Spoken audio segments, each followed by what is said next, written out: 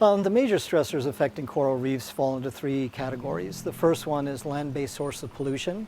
So that's due to things occurring on land, everything from clearing to agriculture to the chemicals we use in our own homes. And that's a very big issue for Hawaii, that the distance between source areas and in the ocean is extremely short. We have big problems with sedimentation here, probably the worst system I've ever seen, with these concrete channels going from the mountains right into the ocean.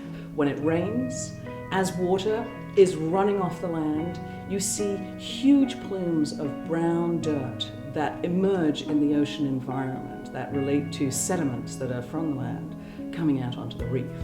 And in that rainwater that comes onto the reef, you have masses of pollutants, things from our cars, jet fuels from the atmosphere, pollutants from agriculture. Corals are, like all organisms, covered in bacteria.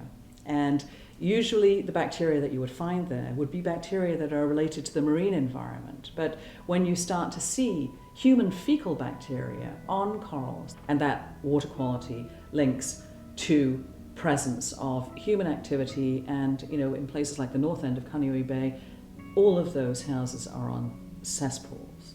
I'm an expert in that, in the area of how environment influences corals. And so sunscreens, many of them have oxybenzones in them. They are there's a lot of chemicals in sunscreens that are not good for anybody, not only corals, but not us. There's no question that urban development has exacerbated the problems. From a practical standpoint, I don't know that there's much we can do about that. It costs a tremendous amount to divert that water or to create wetlands or to otherwise mitigate those impacts. I'm thinking we may be able to do some of that, but our focus is probably going to be more on how we manage the ocean itself to make it more resilient. We do have city municipal laws that prevent grading projects that will allow runoff going into the reefs, but there's no enforcement. There are restrictions, but no enforcement. So it happens, and then again we have the runoff, and then we have the degradation of the coral. Number two is overfishing, especially of the herbivores or the grazing fish. These are basically the lawnmowers of the sea. There's a constant battle, especially in a place like Hawaii where there's some nutrients and sediment getting into the water. Algae, fleshy algae, can outgrow the corals.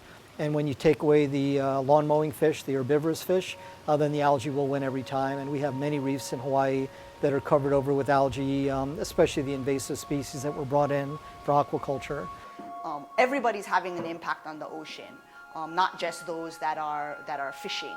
But when you talk about harvesting from the ocean, they're harvesting to feed their family. You have recreational fishers, and then you have commercial fishing. So there's just a lot of users, which has led to a decline in our fish populations. And then climate change. This is an El Nino year. We've seen probably the most extensive bleaching we've ever seen on our coral reefs here due to elevated water temperatures. This is an El Nino year. This has been occurring more frequently than in the past, and this is a window to the future. Bleaching is when the reef really turns white because it's showing signs of stress that relates to hot water. And we've got very hot water around the world right now because of El Nino. So I think at the end of the day, the answer to the question, unless we change our behavior, unless we reduce and mitigate fossil fuel burning on the planet and start to slow climate change, I think the prognosis for coral reefs is very, very poor. It turns out that corals are beautiful symbiotic organisms, so they are polyps, so animals, but they live together with an algae, dinoflagellates, and these dinoflagellates, they are very, very temperature sensitive. As it turns out, beyond a certain temperature, they don't like to do their photosynthesis anymore, and then if that happens, the coral actually bleaches because the algae that provides all the sugar to the polyp essentially starves. Last year in Kaneohe Bay, there was a 1% mortality rate. So 1% of the corals actually died due to bleaching. This year it looks like it's going to be a lot higher, not only here, Maui, and other places that are being surveyed. So this year they're really ramping up and doing more intensive surveys so we can see how bad this bleaching is going to be.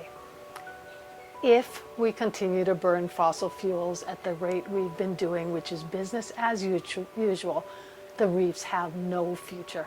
They have no chance at all. What people don't understand is the carbon dioxide levels in the atmosphere are not going to decrease. Even if all emissions were to end today, there still will be more carbon coming in. And they don't understand that this is on a geologic scale. It doesn't happen year to year. It happens on time scales of 10 to hundreds to thousands of years. So you're not looking at short time periods of recovery. The carbon is going to be there. And we are expecting a 2 degrees centigrade rise, even if all emissions were to end today. We're still going to get 2 degrees.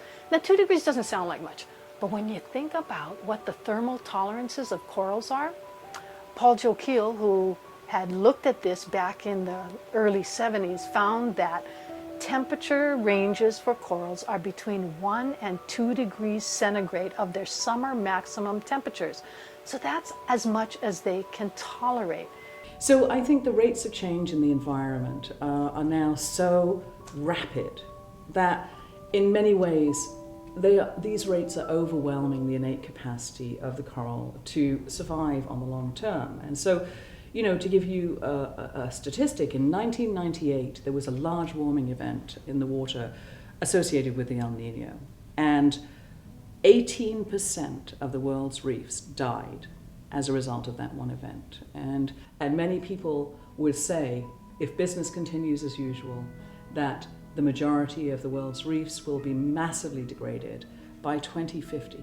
It's not a time emergency, but it is a hugely critical problem. If you look at the Caribbean and what's happened to the reefs in the Caribbean in response to coral bleaching that they saw before Hawaii ever experienced any, they've got some severe problems with coral reef die-off. And we have an opportunity to learn from what's happened there and to try to prepare ourselves and prepare our reefs for the best recovery possible. But in the long run, it's a big problem. One of the difficult things about our Department of Land and Natural Resources, it has a huge vital task to perform, and it's severely underfunded. So when you take a look at, if you do a pie-shaped chart out of the money that's appropriated by the legislature, you'll see a large comp will go for education, as it should, and then there are a lot of other different areas that will get some of the sections of the pie chart. I think you almost have to pull out a magnifying glass and look at that pie chart to be able to say, where is the section that goes to the Department of Land and Natural Resources? That's again when you get back to educating lawmakers and educating the administration to say, we need to do this for the preservation of our coral reefs and the preservation of our islands.